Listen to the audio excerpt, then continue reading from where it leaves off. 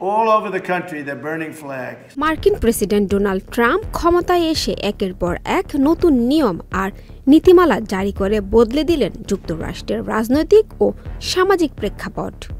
এবার যুক্তরাষ্ট্রের জাতীয় পতাকা পোড়ালে অপেক্ষা করছে কঠোর শাস্তি। এই পতাকা তাদের স্বাধীনতা আর রাষ্ট্রীয় মর্যাদার প্রতীক, আর সেই প্রতীকে অগ্নিসংযোগ করলে হতে পারে 1 বছরের কারাদণ্ড। অন্যদিকে বিদেশি নাগরিকদের ক্ষেত্রে যুক্তরাষ্ট্র থেকে বিতাড়িত করা সহ কঠোর ব্যবস্থা নেওয়া হবে।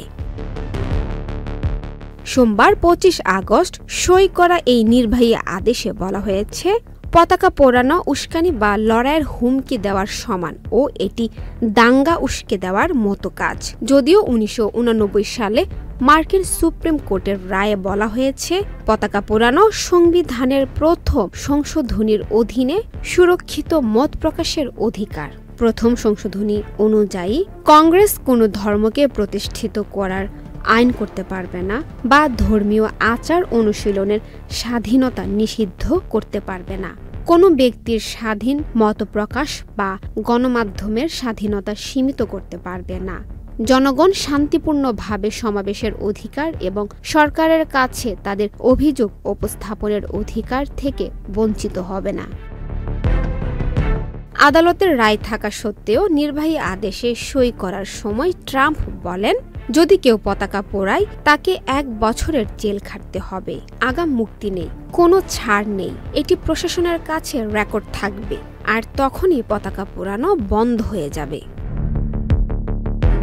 ট্রাম্পের নির্দেশে অ্যাটর্নি জেনারেল পাম বন্ডিকে বলা হয়েছে, পতাকা পোড়ানোর ঘটনায় অভিযুক্তদের বিরুদ্ধে সর্বোচ্চ আইনি ব্যবস্থা নিতে। আদেশে দাবি করা হয়েছে, বিদেশি নাগরিকরা মার্কিন পতাকা পোড়ানোর মাধ্যমে দেশটির মানুষকে ভয় দেখাচ্ছে ও হুমকি দিচ্ছে। এই জন্য ভিসা বাতিল ও বহিষ্কার সহ কঠোর শাস্তির হুঁশিয়ারি দেওয়া হয়েছে। তবে আইনি বিশেষজ্ঞরা বলছেন, ট্রাম্পের দাবি প্রমাণহীন। কর্নেল বিশ্ববিদ্যালয়ের আইন বিভাগের অধ্যাপক জি.এস. হ্যান্স বলেছেন, পতাকা পোড়ানো কোনো বড় সমস্যা নয়, আর ট্রাম্পের এই নির্বাহী আদেশ মূলত সমস্যাহীন জায়গায় সমাধান খোঁজার চেষ্টা।